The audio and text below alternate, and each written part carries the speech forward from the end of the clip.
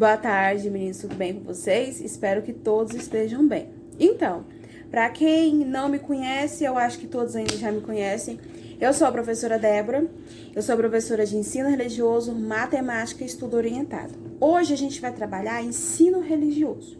Eu vou começar a trabalhar com vocês não assunto de religião, mas sim eu vou aproveitar essa brecha para a gente estudar um pouquinho assuntos que não são tão tratados sobre a pandemia. Eu queria estudar os malefícios e os benefícios que a pandemia trouxe pra gente, tá bom? Então, a gente tem mais ou menos um ano que as escolas fecharam, em março vai fazer um ano, e até então a gente via rumores que havia uma doença na China, em outros países estava um caos, mas no Brasil não chegou. Então, pra gente, acontecia só lá. Aqui não acontecia nada. E do nada, a gente soube de um caso. E a gente foi pego de surpresa. Um dia a gente tava dentro da sala de aula, todo mundo junto. E no outro dia teve que fechar tudo. E até então foi assim.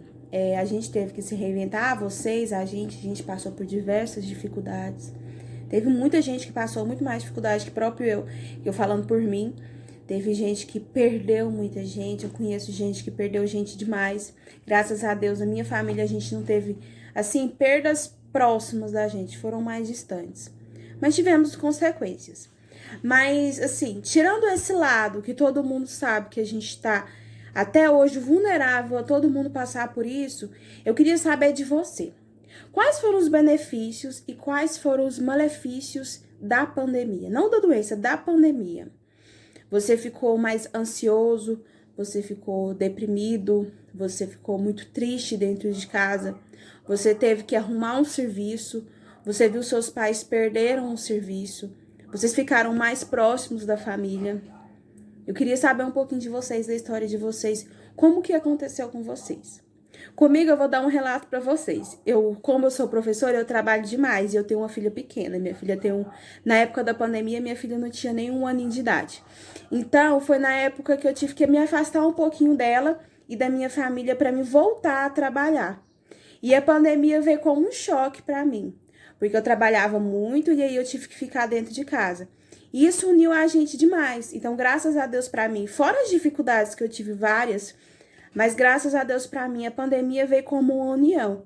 Eu fiquei mais unida à minha família, à minha filha. E claro, eu fiquei muito ansiosa demais da conta. Ansiosa e com medo por vocês. Eu tenho uma coisa que eu tenho muito medo de vocês, porque a gente tem exemplos, a coordenação passava pra gente, a gente tinha exemplos de coisas que cada aluno passava, que isso doía na gente. Porque vocês são uma família pra gente.